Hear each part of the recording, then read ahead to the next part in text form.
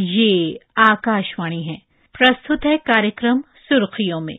इसके अंतर्गत आज सुनिए कोरोना वायरस संक्रमण पर लेडी हार्डिंग मेडिकल कॉलेज नई दिल्ली की स्वास्थ्य विशेषज्ञ डॉक्टर अपर्णा अग्रवाल से आकाशवाणी संवाददाता नवीन सक्सेना की बातचीत। डॉक्टर अपर्णा, हालांकि कोरोना अभी गया नहीं है, केसेस लगातार कम हो रखे हैं, त्योहारों का भी मौसम है और पिछली बार यही सीजन था जब हमने लापरवाही बरती थी और उसका खामियाजा हमको भुगतना पड़ा था। आने वाले दिनों में क्या कहेंगे आप?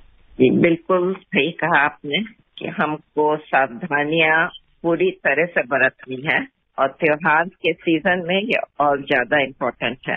जैसा कि पिछले साल का एक्सपीरियंस है, मेरे ख्याल से लोग थोड़ा सा केयरफुल रहेंगे क्योंकि अभी मन में सबको ये शंका है कि त्योहार के सीजन में कोविड बढ़ सकता है। ये भी कहना चाहूंगी कि काफी लोग अब एडल्ट एटलीस्ट वैक्सीनेट हो चुके हैं, तो एडल्ट वैक्सीनेट हो चुके हैं तो चांसेस कम हो जाते हैं और सिवियरिटी के भी चांसेस कम होते हैं। तो डरना नहीं है, लेकिन प्रिकॉशन सारी लेनी है। डॉक्टर, कोरोना के सारे प्रिकॉशंस लेते हुए, कोरोना का टीकाकरण भी लगाते हुए हमने कोरोना को काफी हद तक कम कर दिया है, लेकिन देखा गया कि बदलते मौसम के अनुसार, बदलते सीजन के अनुसार लोगों में अब दूसरे तरह के बीमारियां पैदा हो रही हैं। जैसे आम बुखार होता है, खांसी होती है, जुकाम हो रखा है।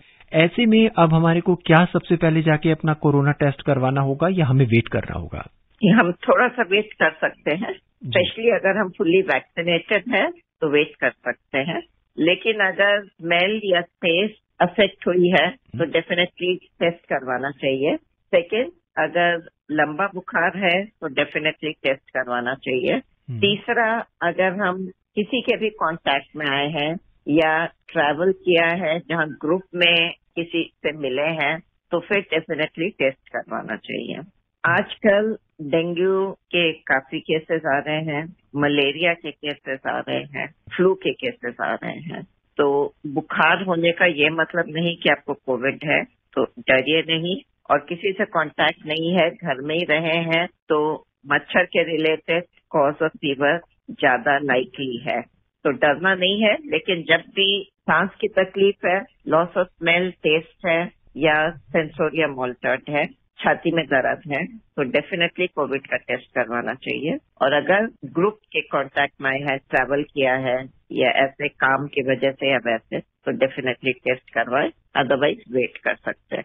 लेकिन बुखार हुआ है तो घर में अपने को अलग रखें और मास्क जरूर पहन के रखें। हैंड हाइजीन, रेस्पिरेटरी हाइजीन सब फॉलो करना है। डॉक्टर, बच्चों के स्कूल अब पूरे देश में धीरे धीरे खुलते जा रहे हैं। ऐसे में क्या विशेष सावधानियां हमारे को बरतनी चाहिए ताकि हम अपने बच्चों को कोविड से बचा के रखें, ताकि बच्चे अगर जब घर में आते तो घर वालों को भी और समाज के अन्य वर्ग के लोगों को भी कोरोना से बचा के रखें? एकदम जरूरी है कि सब टीचर्स और जितने भी वर्कर्स हैं स्कूल के, वो सब के सब फुल्ली वैक्सीनेटेड हों, वो एकदम जरूरी है। सेकेंड, सारे कोविड अप्रोप्रिएट बिहेवियर मेंटेन करना है, उसमें masking, hand hygiene, social distancing. एक बहुत जरूरी चीज ये है कि सब स्कूल में हेल्थ मॉनिटरिंग बहुत जरूरी है।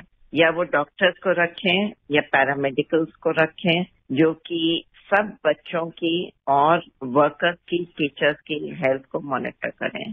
और ये बार बार अनाउंसमेंट होनी चाहिए, बच्चों को, पेरेंट्स को बताना चाहिए कि अगर किसी को भी कोई भी सिम्टम है, बुखार का, नजला जुकाम का, गला खराब का, डायरिया का, तो वो टीचर या वर्कर या स्टूडेंट स्कूल ना आए। और किसी को अगर ये स्कूल में डेवलप हुआ तो स्कूल में हमको आइसोलेशन की फैसिलिटी रखनी चाहिए, जहाँ की हम बच्चे को अलग कर सके और उनकी टेस्टिंग होनी चाहिए। अगर टेस्ट पॉजिटिव आता है तो कॉन्टैक्ट ट्रेसिंग भी बहुत जरूरी है।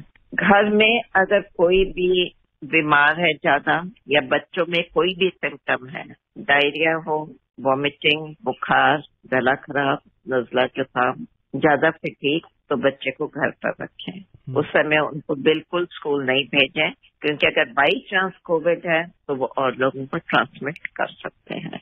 घर में अगर और कोई कोविड से अफेक्टेड है तो बिल्कुल बच्चे को स्कूल नहीं भेजें। ये हमको प्रिकॉशंस लेने हैं।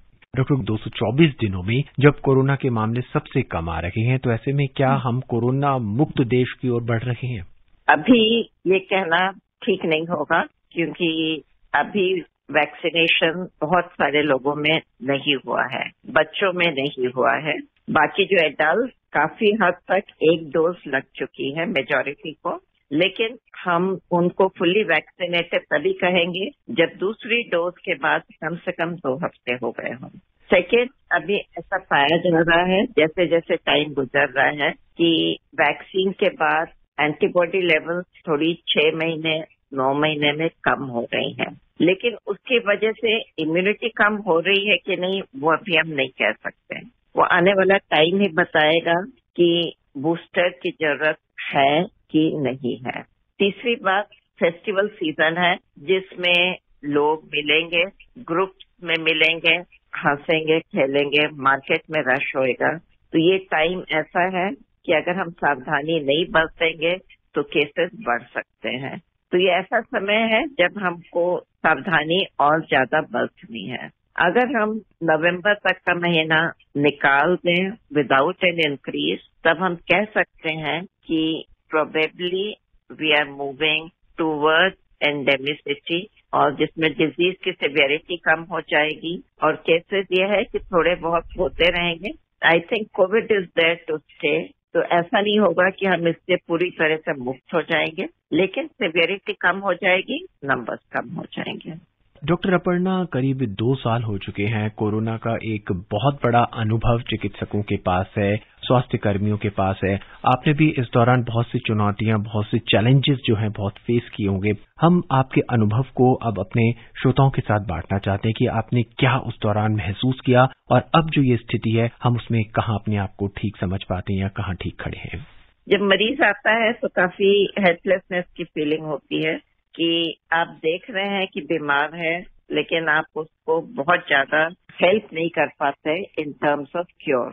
सेकेंड, ये है कि बहुत पेशेंट्स में माइल्ड डिजीज है तो उनको काउंसलिंग की जरूरत होती है, और ये एक ऐसी बीमारी है जिसमें इतनी दहशत फैल गई सेकेंड वेव में स्पेशली कि कई लोग मेंटली काफी डिस्टर्ब हुए इससे।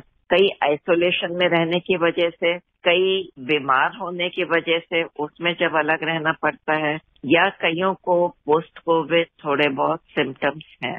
तो इन सब चीजों को डील करने में कई बारी हेल्पलेस भी फील होती है। हालांकि 1.5 साल में 2 साल में साइंस ने बहुत ज्यादा प्रोग्रेस किया है।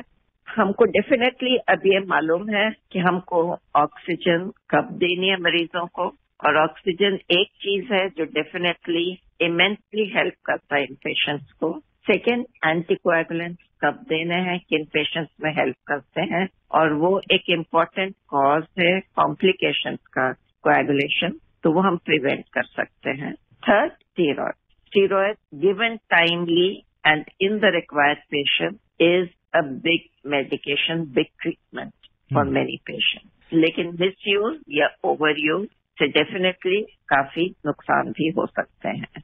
इसके अलावा बहुत कम दवाइयां हैं which are used for very specific patient with specific indication, वो मिसयूज नहीं होनी चाहिए। एंटीबॉडीज, मोनोक्लोनल एंटीबॉडीज बहुत सारी आई, मिक्सचर्स, कॉम्बिनेशन, जिनमें बहुत ज्यादा एविडेंस नहीं है एक्सेप्ट फॉर स्पेसिफिक इंडिकेशन। लेकिन ये 3 चीजें, ऑक्सीजन, स्टीरॉयड एंड एंटीकोएगुलेंट्स, ये 3 चीजें डेफिनेटली अब हमको मालूम है they help in preventing complication and in improving the disease. Doctor Aparna, हमसे जुड़ने के लिए आपका बहुत बहुत धन्यवाद। धन्यवाद। अभी आप सुन रहे थे कोरोना वायरस संक्रमण पर लेडी हार्डिंग मेडिकल कॉलेज नई दिल्ली की स्वास्थ्य विशेषज्ञ डॉक्टर अपर्णा अग्रवाल से आकाशवाणी संवाददाता नवीन सक्सेना की बातचीत। ये कार्यक्रम आकाशवाणी के समाचार सेवा प्रभाग द्वारा प्रस्तुत किया गया। इसे आप हमारे mobile app news on AIR और YouTube channel news on AIR official पर भी सुन सकते हैं। इस कार्यक्रम के संबंध में अपनी प्रतिक्रिया आप हमें ईमेल कर सकते हैं। पता है airnsttalks@gmail.com। ये कार्यक्रम फिर से सुनने के लिए लॉग ऑन करें हमारी वेबसाइट newsonair.nic.in।